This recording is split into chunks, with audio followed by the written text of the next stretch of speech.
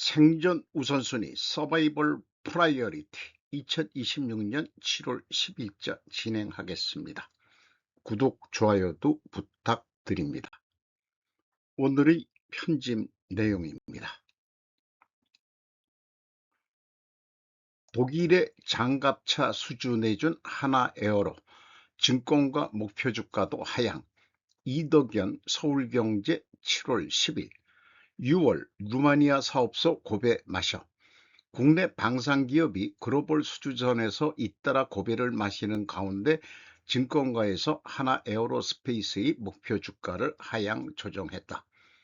하나에어로는 지난달 6조 원 규모의 루마니아 차세대 보병 전투 장갑차 IFV 사업 수주전에서 더 유리한 조건을 제시하고도 독일 경쟁사에 수주를 내줬다. 유럽과 북대서양 조약기구의 안보 장벽이 더욱 견고해지고 있다는 분석이 나온다. 여기에는 제가 물음표를 붙여봅니다. 이렇게 북대서양 기구의 안보 장벽이라는 것을 우리나라가 그 수주 실패의 원인으로 했는데, 이런 것들이 전형적인 상관관계라고 보여집니다. 하나에어로는 6월 루마니아 차세대 보평 전투장갑차 사업 수주전에서 고배를 마셨다. 사업 수주를 위해 루마니아의 당초 현지 생산율 72.7%를 제시했던 하나에어로는 핵심 부품 기술까지 이전해 최대 80%를 현지화하겠다고 약속했다. 반면 독일의 라인메탈은 인근 헝가리의 보병 전투 장갑차 생산 시설을 보유하고 있다는 이유로 현지 생산률을 하나에어로의 절반 수준인 40%를 제시했다. 하나에어로는 가격 경쟁력에서도 앞섰지만 결국 독일 라인메탈이 수주 계약을 따냈다. 이거에 대해서 제가 충분 조건으로 우리나라가 수주 실패에 대한 근본 원인을 한번 가정해 봤습니다. 만약에 캐나다 잠수함 수주 실패를 한다면 그러면은 루마니아 장갑차 수주도 실패할 것이다. 요게 뭐 뒤가 앞뒤 바뀌어도 그만입니다. 그 발생 순서는.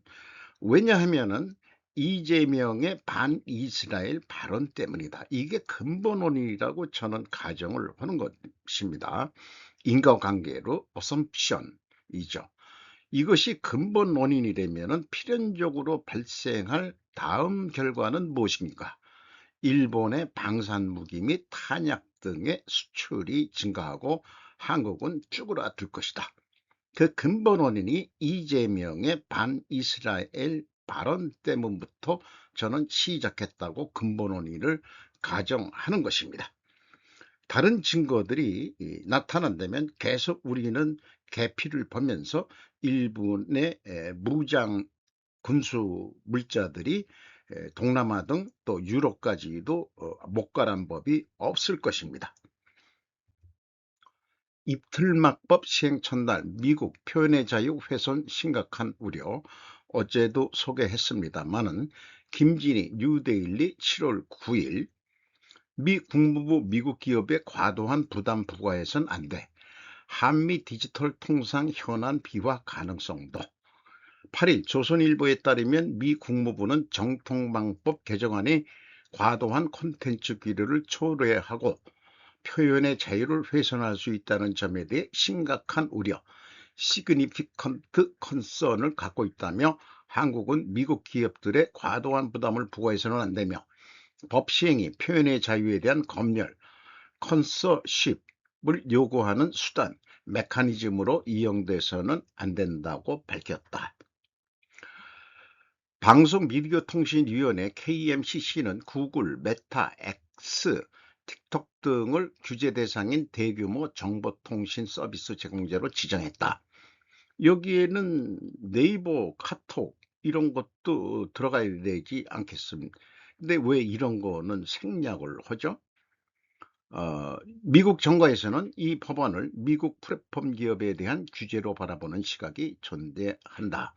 그리고 작년 11월 발표된 한미 공동 설명 자료, 팩트 시트에 따라 도널드 트럼프 행정부가 자국 기술 기업을 보호하기 위해 필요할 경우 그 한국에 압박을 가할 수 있다는 우려도 나온다.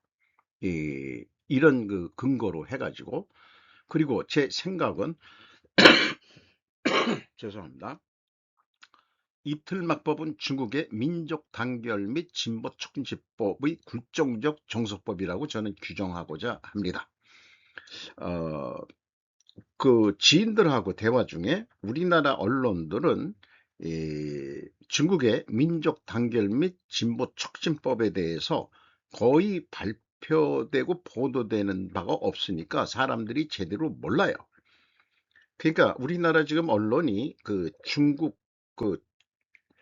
중국에 종속되어 있는 것 같기 때문에 중국한테 불리한 뉴스들은 국내에서 보도가 되는 것 같지 않습니다. 그래서 세계의 비판을 받는 중국 민족 단결 진보 촉진법, 시진핑이 그래도 시행시킨 역사적 배경, 소수 민족과 세계를 따르려는 세계관도, 히라노 사토시라고 외치를 통해서 7월 10일 보도했습니다. 중국에서는 7월 1일 민족 단결 진보 촉진법이 시행됐다. 소수 민족에 대한 통제를 강화하는 것으로 미국, 유럽, 일본의 의회 관계자로부터도 강한 염려가 나타나고 있다. 친중 한국 정치놈들 새끼하고 언론은 침묵하고 있습니다. 그리고 대만 사회와 재화 화인들 사이에서는 이날 굳이 이 법을 강하게 비판함으로써 시진핑 중국을 따르지 않겠다는 의사표시가 분출했다. 중화민족의 단결이라는 세계관. 우선 이 법은 중국 공산당 이하 중공의 창건기념일인 7월 1일에 시행된 것 자체가 중요하다. 1997년 홍콩 반환은 7월 1일이었다. 중요한 법률이 7월 1일로 묶여 시행된다는 것은 당시 정권이 그 안에 담긴 원리 원칙을 얼마나 중시하고 있는지 보여주는 것이다. 오늘날 중국이 정통체제 교의로 삼는 중화민족 다원일체론, 사회인류학자 비효통이 1980년대에 정식화했다는 대체로 다음과 같이 생각한다. 중화문명의 탄생 이래 한족과 여러 소수민족은 농경민족과 유목민족, 평지민족과 산악민족으로 자주 다투었는데 이는 집안의 집안싸움과 같았고 대체로 중화문명의 구심력 아래에서 사회를 공유하고 문화적으로도 서로 융통해 왔다. 이제 중공의 인도로 사람들은 모두 국가의 사회의 주인공이 되어 발전을 구가하는 가운데 점점 중화민족 공동체 의식이 강해지고 있고 이곳곳 서방 국가들을 추월해 중화문명의 지혜와 힘이 세계를 진정으로 이끈다는 세계사 본연의 자세가 회복되고 있다는 것이다. 이를 중화민족의 위대한 부흥이라고 부른다. 중국식 현대화를 요구하는 논리. 그렇다면 왜 중공의 인도가 중화민족의 부흥의 위대한 부흥의 필수적이라고 그들은 생각하는 것인가? 대체로 다음과 같이 설명한다. 중공의 인도로 지난 40여년간 인류 역사상 초유의 속도에 의한 경제 발전이 일어났고 과거 가난에 허덕였던 중국 사람들은 이제 생존권을 충족시켰을 뿐 아니라 발전을 구가하고 있다. 이제 미국과 서방은 급속히 몰락하고 중국과 러시아를 비롯한 신흥국이 각각의 지역에 극이 되어 서로 윈윈의 관계를 목표로 하는 다극화 세계를 구축함으로써 진정한 세계 평화와 발전이 실현된다. 시진핑 시대 중공은 중화문명의 지혜와 마르크스주의적 과학적 정신 그리고 최첨단 과학기술을 결합해 중국식 현대화를 실현했다. 중공중앙은 시진핑 지도부에 대한 무한한 신앙을 갖고 충성을 보여야 한다.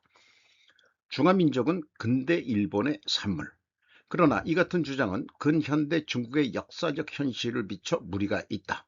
원래 만리장성의 북쪽 혹은 스촨 분지의 남쪽이나 서쪽에서 바깥쪽으로는 중화문명이 반드시 미치지 못했다. 초원의 사막과 내륙 아시아에서는 티베트, 불교, 이슬람 등 중화문명과 함께 세계 종교가 번성해 왔다. 일본인들이 글을 쓰다 보니까 고조선 얘기는 싹 빼고 있어요. 17세기에 동북아시아에서 대도한 만주인 중심의 국가 청은 이윽고 명나라가 망한 후 중화의 땅도 지배해 내륙 아시아의 티베트 불교도나 터키계 무슬림이 사는 세계도 영향 아래에 두었다. 오늘의 중국의 핵심 이익이라고 평가하는 토지 확대를 만든 원동력은 건융제까지의 만주인의 실력과 여러 가지 문화에 대응할 수 있는 센스로 중화문명 그 자체가 아니었다. 자세한 것은 졸조 대청제국과 중화의 혼미를 참조받고 싶다.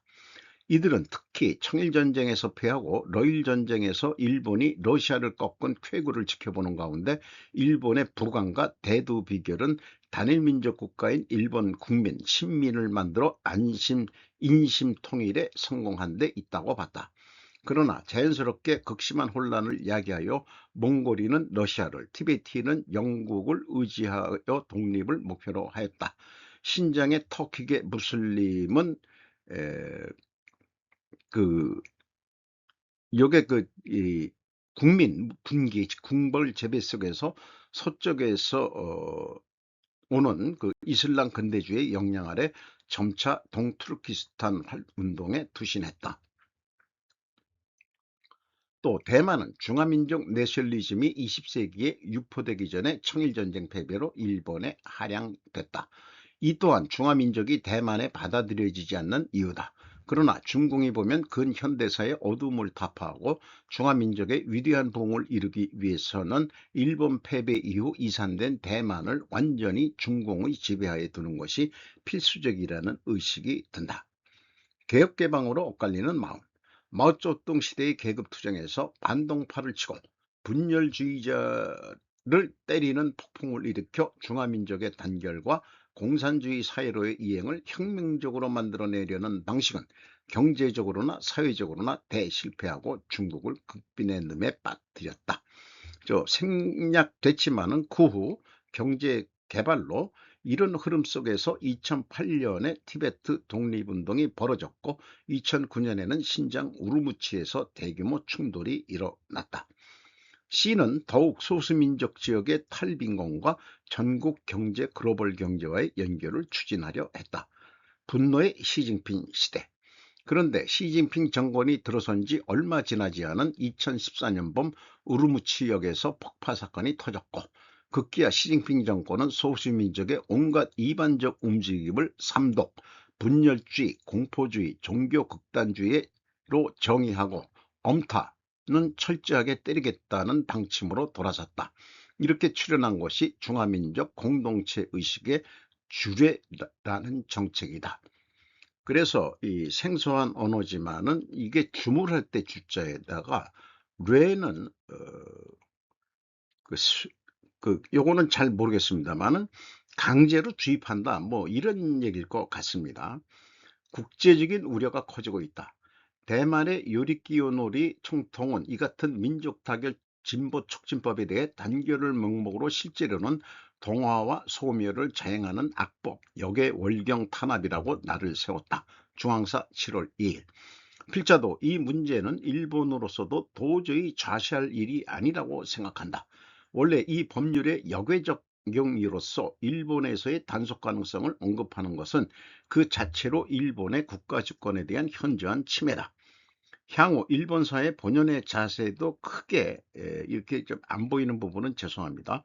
특히 일본 사회의 이 일반의 중국 위축 이런 거에 대해서도 정치적 차원에서 명확한 판단을 할 것을 기대되며 일본의 판단을 어, 외국이 좌시하지 않고 있음을 잊지 말아야 할 것이다.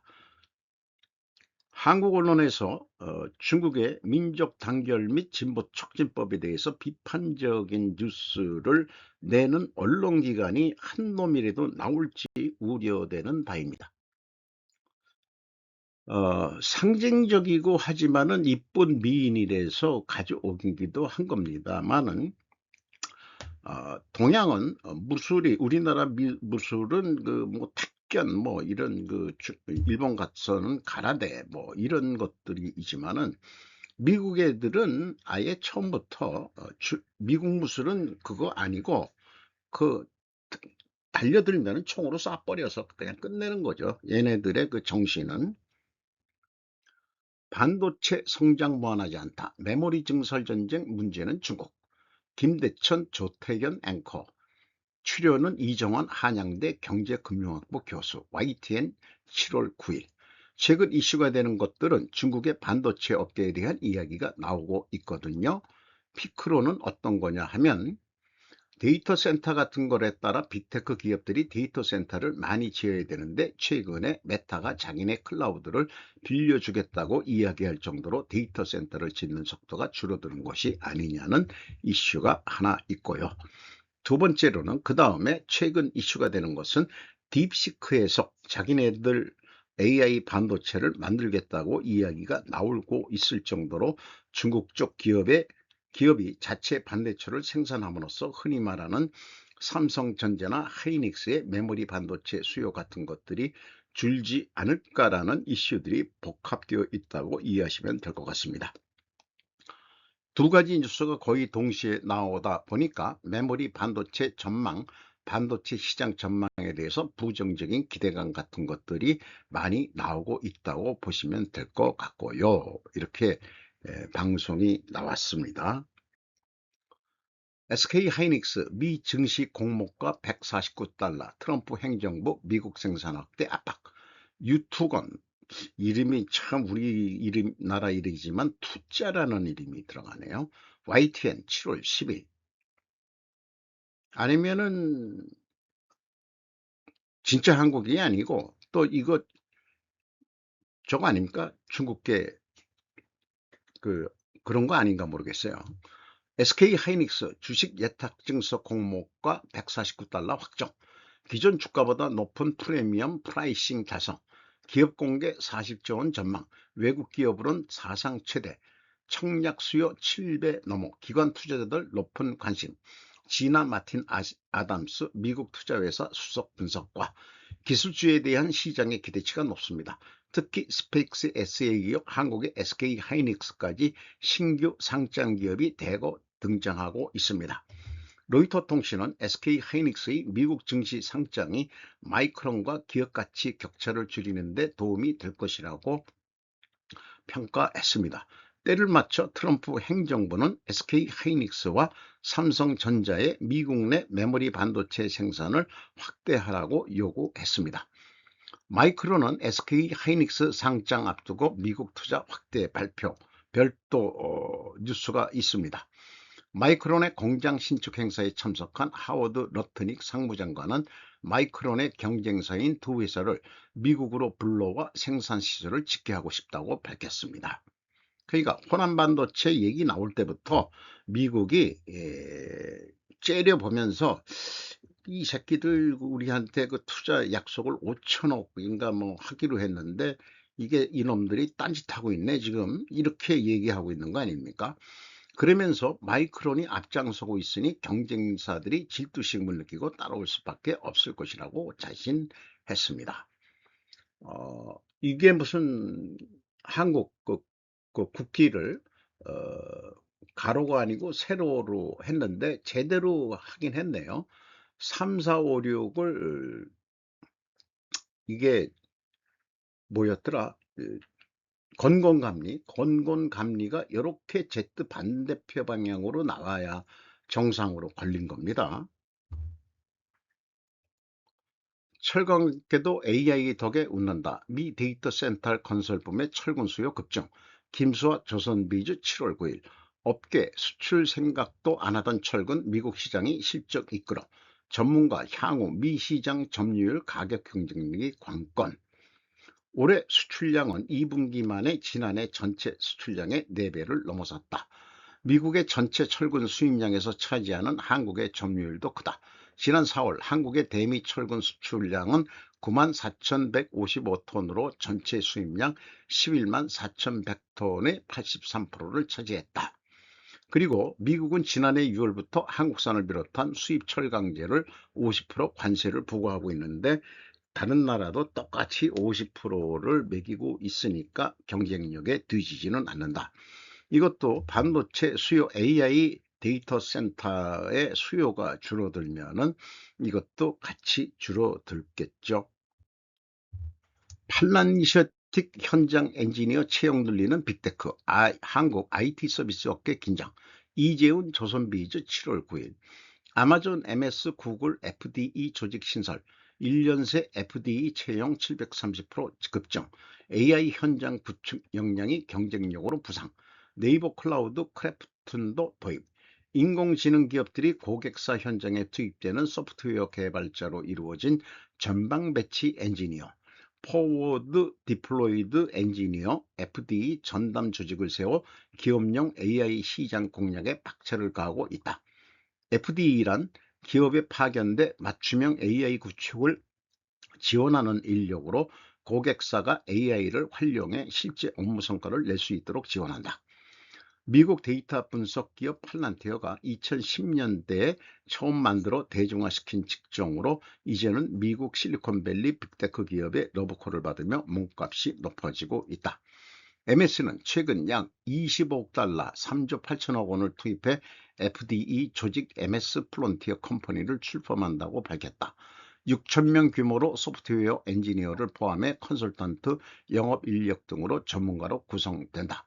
아마존 웹 서비스 AWS도 지난달 말 FDE 조직을 신설하고 10억 달러 약 1조 5천억을 투자한다고 발표했다.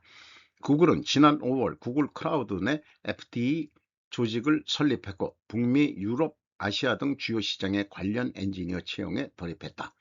기업용 AI 시장에서 치열하게 경쟁하고 있는 오픈AI와 엔트로픽은 지난해부터 세일즈포스, 스노우플레이크, 데이터독, 팔란티어 출신 소프트웨어 엔지니어를 대거 영입해 FD 인력을 확보하고 있다.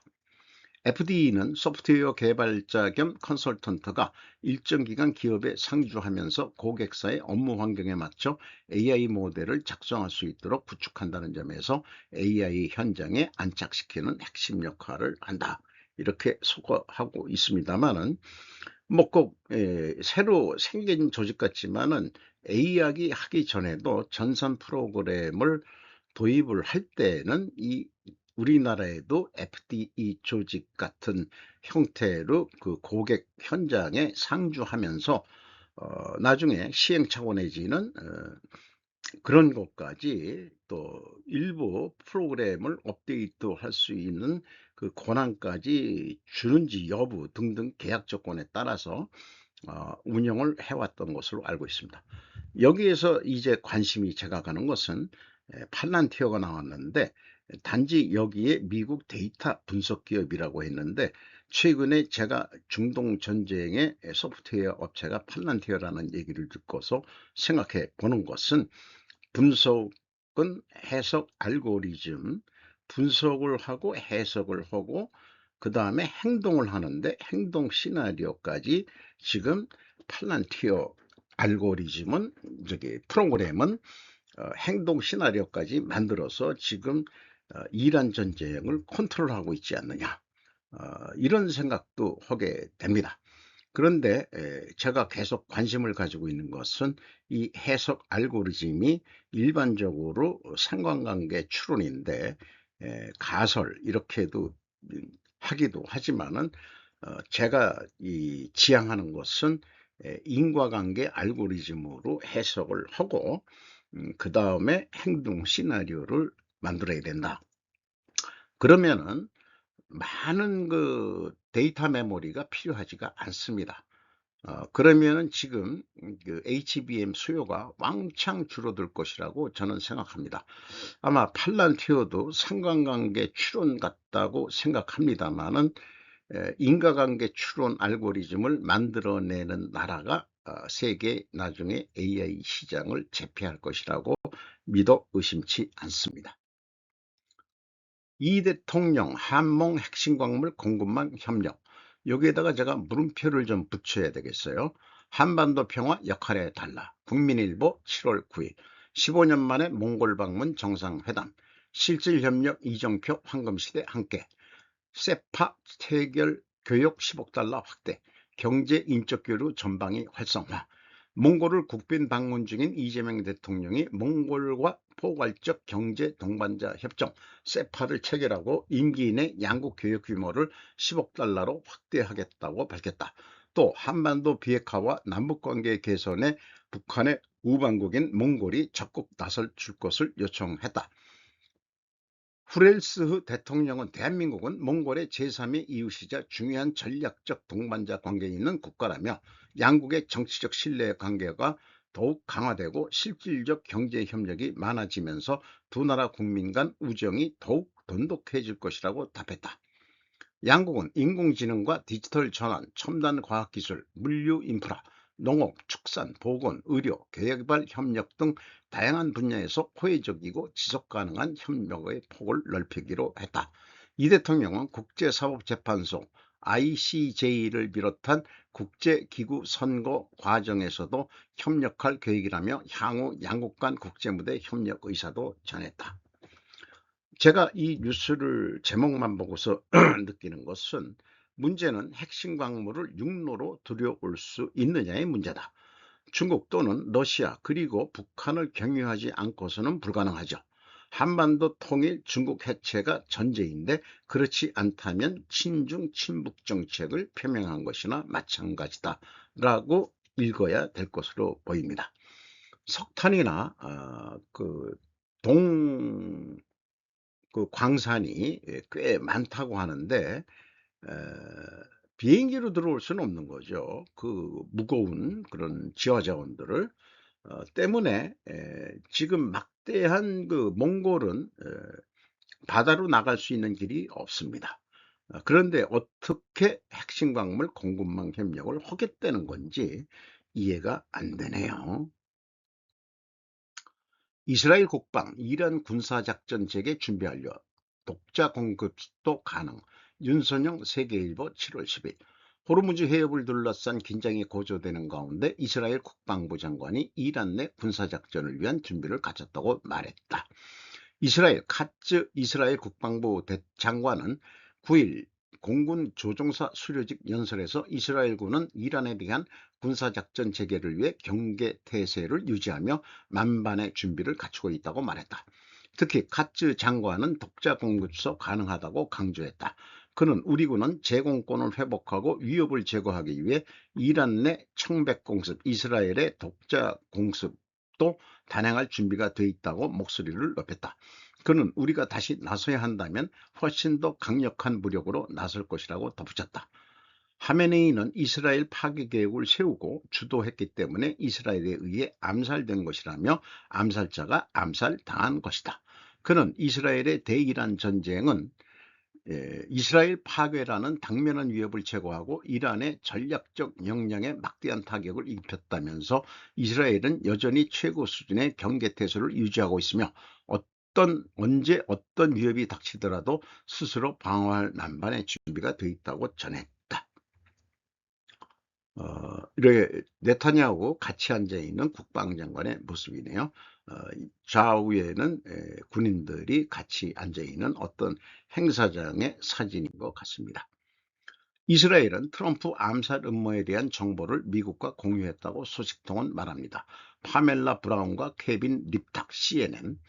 이스라엘은 최근 이란이 도널드 트럼프 대통령을 암살하기 위한 새로운 계획을 수립했다는 정보를 미국과 공유했다고 이 문제에 정통한 두 소식통이 CNN에 전하면서 양국 간 휴전 협상의 긴장을 고조시키고 있다고 말했습니다. 소식통 중 한 명은 이번 주에 경고가 나왔다고 말했습니다. 또 다른 소식통은 미국이 최근 몇 주 동안 트럼프 암살 계획에 대한 정보를 꾸준히 입수했지만 이스라엘의 경고는 새로운 것이며 특정 음모에 관한 것이라고 말했습니다.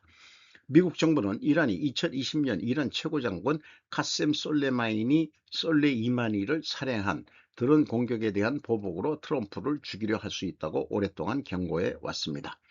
월스트리트 저널이 처음 보도한 이스라엘 경고에 대한 논평 요청에 백악관은 트럼프 대통령이 최근 이란의 살해 욕구에 대해 언급한 내용을 지적했습니다.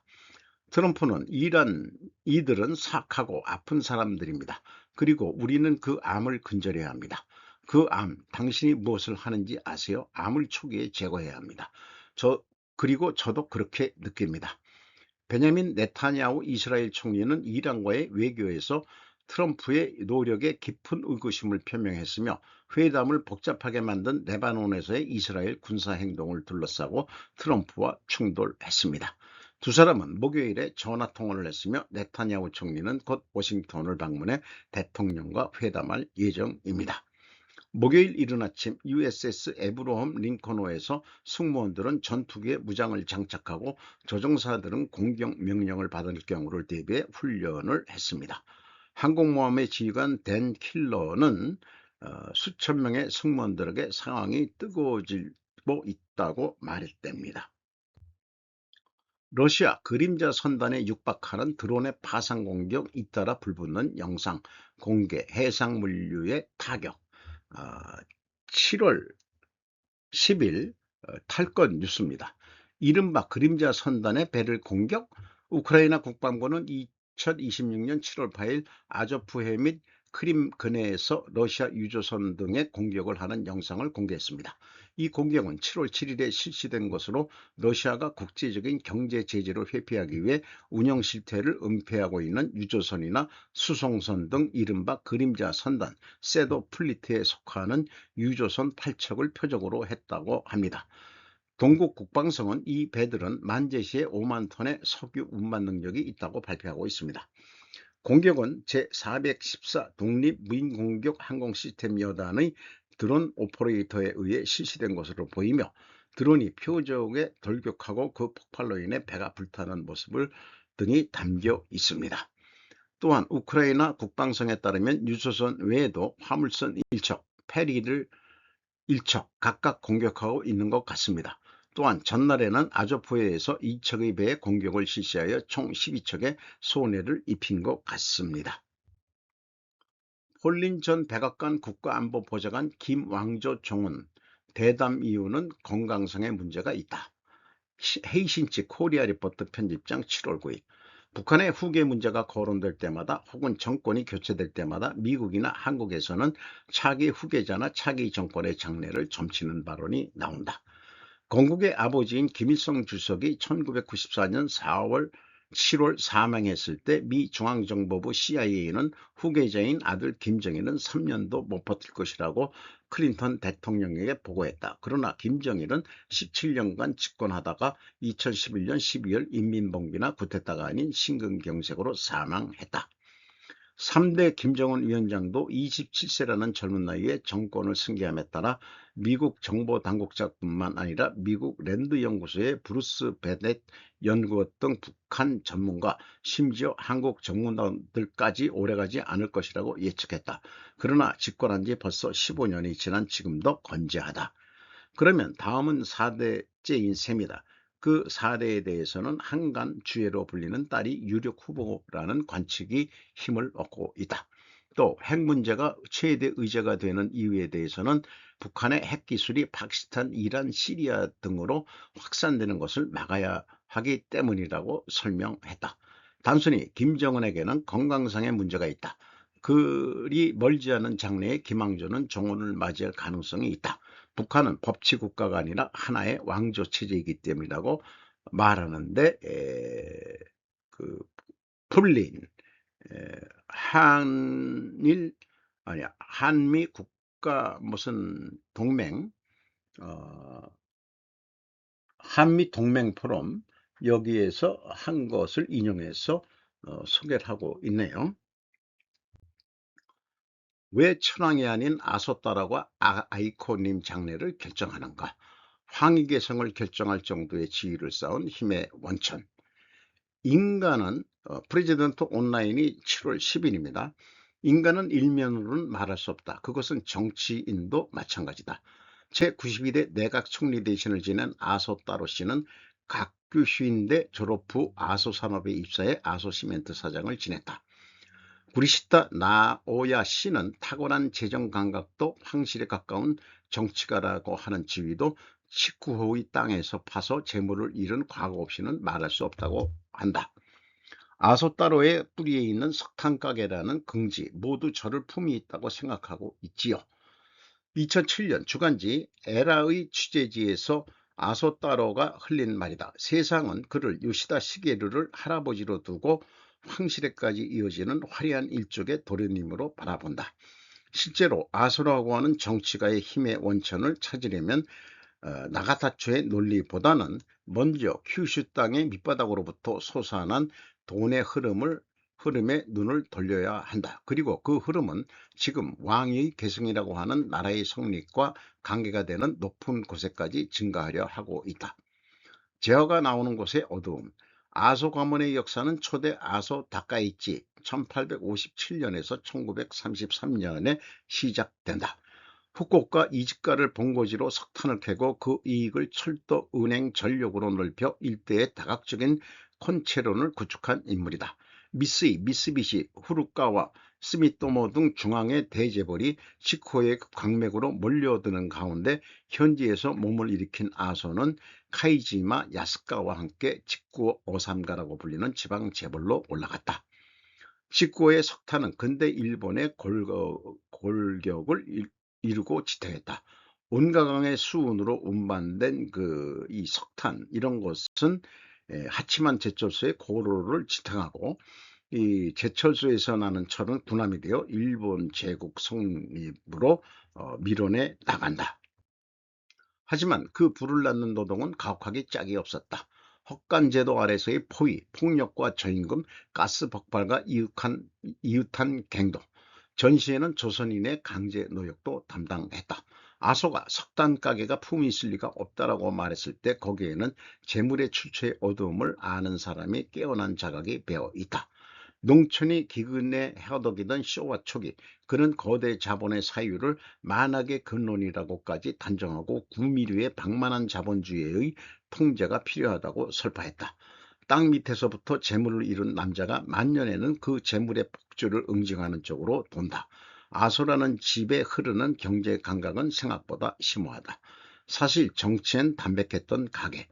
의외로 아소 가문은 원래 정치에 이걸 우리말로는 마생생이라고 읽어야 되나요? 정치에 적극적인 일족이 아니었다. 다카이치도 새 집안을 꾸린 야스카와 케이치로도 경제인으로서의 움직임은 돌출하고 있었다. 1년의 대부분을 도쿄나 오사카에서 보내 정관계의 요인이나 중앙재벌과 함께 접촉해 온가강의 개수나 석탄 수송의 코스트 개선을 재촉하고 나선다. 운명 바꾼 동생 조난다로.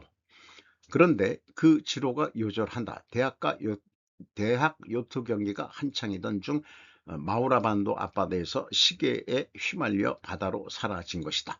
동생의 죽음이 따로의 운명을 결정지었다. 편안한 대를 이어야 할 큰형이 어느덧 집안을 마침내는 정치의 무게까지 한 몸에 짊어지게 된다. 그런데 32세의 아소시멘트 대표이사에 오른 다로의 기다리고 있던 것은 화려함과는 무관한 아수라장이었다. 석탄에서 석유로의 에너지 전환 속에서 탄광은 차례차례로 불을 꺼간다. 3,000명이 넘는 산사나이들을 일터에서 떠나게 하는 비정을 그는 젊은 나이에 맡았다. 병행현실을 그는 이치가 아니라 현장의 피로 외운 것이다. 아소는 이윽고 전후 최강 재무 대신으로 오랜 그가의 지갑을 쥐고 어, 숫자에 엄격하고 방만한 재정을 싫어했다. 그 견실함은 나카타초에서 많이 한 것이 아니다. 배운 것이 아니다. 폐산 현장에서 새겨진 것이다. 화려한 일족이 낳은 장치. 아소 가문의 재물은 이윽고 장대한 규벌의 중심에 자리 잡고 있다. 재벌이 아니고 규벌이라고 요즘 쓰고 있는 것 같습니다. 외할아버지는 요시다 시게루, 여동생 노부코는 미카사 노미야 히로히토 천황에게 시집갔고 일족은 황실에까지 동행했다. 정재계관 그리고 명예의 상징인 왕족까지 중층적으로 연결하는 일본 굴지의 규벌이다. 지방의 가난한 수재에게도 명가의 사이로 들어와 영달할 길은 열려 있었다. 그 전형이 바로 아소의 할아버지 요시다 시게루다. 도사의 자유민권과 집안에서 다섯째 아들로 태어난 요시다는 요코하마의 무역상 양자에서 몸을 일으켜 도쿄 데이다이를 나와 외교관의 길로 들어섰다. 그리고 메이지의 원혼 오쿠보 도시마츠 미찌의 피를 이어받은 마카노 노부아키의 딸을 아내로 맞이하는 것으로 명분의 중추에 파고들어 재상까지에 오른다. 그림 같은 입지전이다. 그러던 요시다가 자신의 딸을 지우코의 탄광재벌 아소 가문에 시집보낸다. 아소 따로의 어머니 가츠코이다. 한 정치인이 황실에 개입하다. 그런데 맞선이 사라지고 밖에서 우수한 인재를 맞이하는 회로가 줄어들면서 규벌에 남은 것은 자식에게 집을 물려줄 수 있는 구조였다. 규벌은 입신 출세의 무대에서 그저 세습의 그릇으로 변해갔다.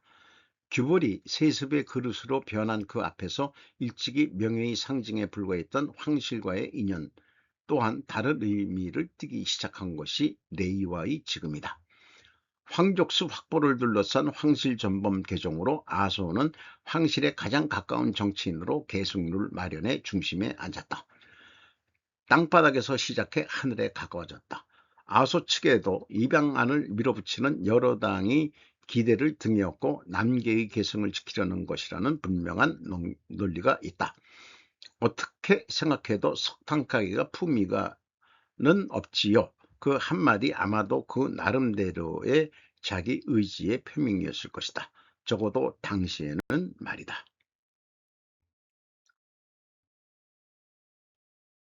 오늘도 좋은 하루 되시기 바랍니다. 굿바이.